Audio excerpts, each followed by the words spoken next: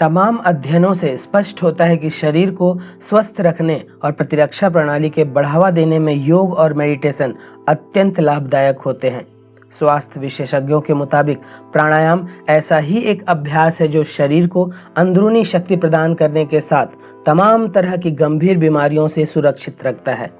शारीरिक और मानसिक स्वास्थ्य को ठीक रखने के लिए प्राणायाम काफी लाभदायक हो सकता है। प्राणायाम संस्कृत के दो शब्दों प्राण और याम से मिलकर बना हुआ है, जिसका अर्थ जीवन ऊर्जा पर नियंत्रण।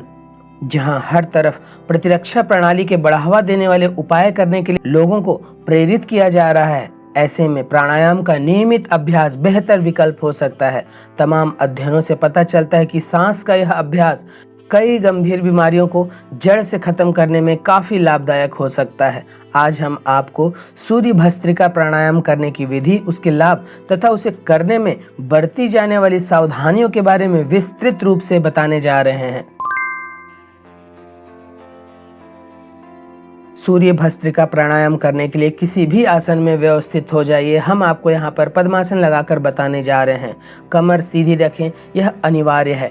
अब दाएं हाथ की दो उंगलियों तर्जनी और मध्यमा को दोनों भौं के बीच स्थित करें। बाईं नासिका छिद्र को अनामिका उंगली से बंद करें, अर्थात सूर्य भेदी प्राणायाम की मुद्रा में स्थित हो जाएं। अब इस स्थिति में भस्त्रिका प्राणायाम प्रारंभ करें। भस्त्रिका करने के लिए श्वास तेजी से लें और तेजी से छोड़ें।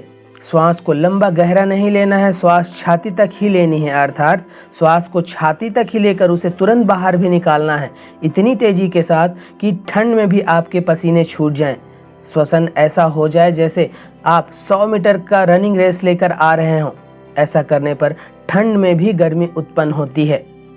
श्वसन आपको ऐसे लेनी है जैसे धौंकनी में फूंका जाता है। सारे शरीर में गर्माहट निर्मित होगी। इसे अपनी क्षमता अनुसार थकते तक 2 बार करें।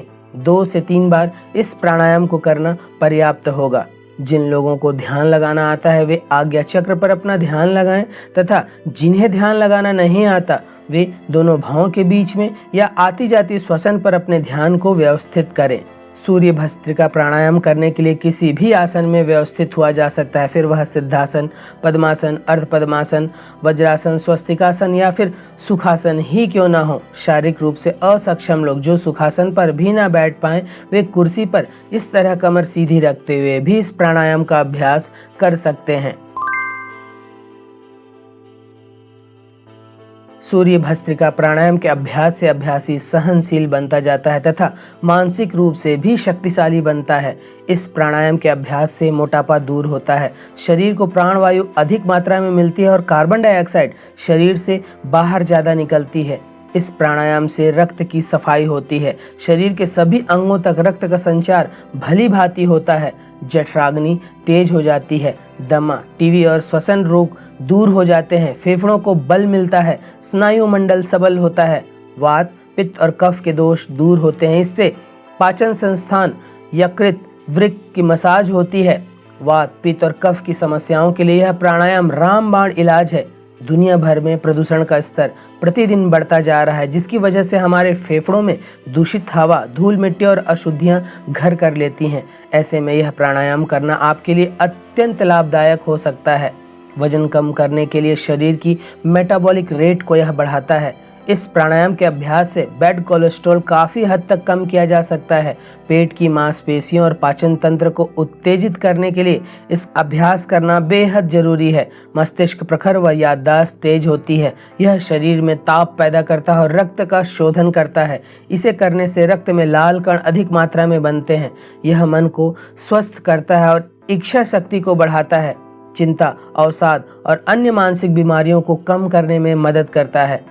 इस प्राणायाम से पाचन अग्नि बढ़ती है, पेट की मांसपेशियों को सक्रिय करता है, जो कि मधुमेह के रोगियों के लिए अत्यंत लाभदायक है। एकाग्रता व मानसिक आत्मविश्वास में वृद्धि होती है। अनिद्रा, माइग्रेन के रोग में भी लाभप्रद प्राणायाम है। अभ्यास से शरीर के भीतर वर्षों से जमी हुई अशुद्धियां बाहर निकल आती हैं। यह न सिर्फ शरीर बल्कि मन को शांत रखने में भी मदद करता है। अभ्यासी शुद्ध चरित्र वाला तथा संकल्पवान बनता है। निर्णय क्षमता का विकास होता है। चेहरे की कांति व सौंदर्य में वृद्धि होती है। सूर्य भस्त्रिका प्राणायाम संस्कृत भाषा का शब्द है। सूर्य से अभिप्राय सूर्य स्वर से है। जैसा कि इसके नाम से ही पता चलता है कि सूर्य अर्थात गर्मी, जिस प्रकार सूर्य से गर्म किरणें निकलती हैं वो सारे संसार को प्रकाश में ऊर्जा प्रदान करती हैं, उसी प्रकार सूर्य भेदी प्राणायाम भी काम करता है। जो विशेषताएं सूर्य में होती हैं वही सारी विशेषताएं सूर्य भेदी प्राणायाम में है। सांस लेने के लिए मनुष्य के पास 2 नासिकाएं होती हैं। योगा में उन्हें नाड़ी कहा जाता है, जिसमें दाहिनी नासिका को सूर्य नाड़ी कहा जाता है और बाईं नासिका चंद्र नाड़ी के रूप में जानी जाती है। दाहिनी नासिका को सूर्य नाड़ी से जोड़ा जाता है और इससे जुड़ा है सूर्य भेदन प्राणायाम। भस्त्रिका का मतलब है धौंकनी। इस प्राणायाम में सांस की गति धौंकनी की तरह हो जाती है, यानी श्वास की प्रक्रिया को जल्दी जल्दी करना ही भस्त्रिका प्राणायाम कहलाता है। चूंकि इस प्राणायाम विधि में दोनों प्राणायाम अर्थात भस्त्रिका और सूर्य भेदी दोनों को साथ में किया जाता है, इसलिए इसे सूर्य भस्त्रिका प्राणायाम कहते हैं। सूर्य भस्त्रिका प्राणायाम के अभ्यास से शरीर की हजारों नाड़ियां व चक्र शुद्ध होते हैं तथा सभी 7 प्रमुख चक्र स्पंदित होते हैं। कुंडलिनी ऊर्जा मूलाधार से सहस्त्रार की ओर ऊर्ध्वगामी होती है, नाड़ियों का शुद्धिकरण करता है। चक्रों के जागृत होने से समस्त शारीरिक और आध्यात्मिक उपलब्धियां प्राप्त होती हैं और जब इन चक्रों से होते हुए कुंडलिनी महाशक्ति गुजरती है तब सब कुछ प्राप्त हो जाता है। प्राणायाम से चक्रों व कुंडलिनी शक्ति का जागरण संभव होता है, इसलिए हर व्यक्ति को अपने जीवन में थोड़ा समय निकालकर प्रतिदिन प्राणायाम जरूर करना चाहिए।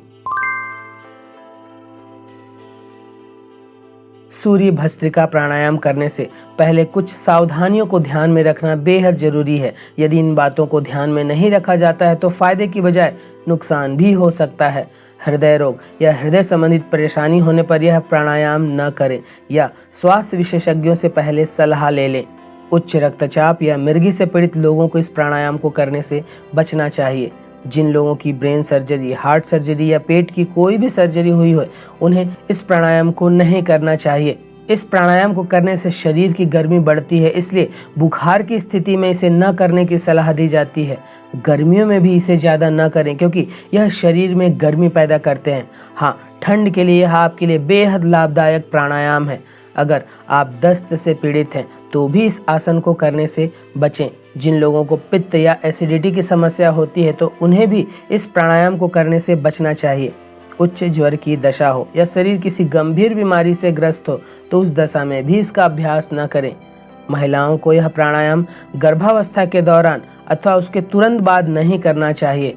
मासिक धर्म के दौरान भी यह प्राणायाम न करें। अभ्यास स्वच्छ व हवादार जगह पर करें, इसका विशेष ध्यान दें। अभ्यास खाली पेट में सूर्योदय के पूर्व या उसके आसपास करना ही लाभदायक होगा।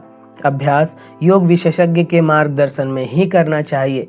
सूर्य भस्त्रिका प्राणायाम एक अनोखा लेकिन अत्यंत लाभदायक प्राणायाम जिसके कई मानसिक व शारीरिक लाभ मिलते हैं। तो यह था सूर्य भस्त्रिका प्राणायाम करने की विधि, इसके लाभ व इसे करने में बरती जाने वाली सावधानियां।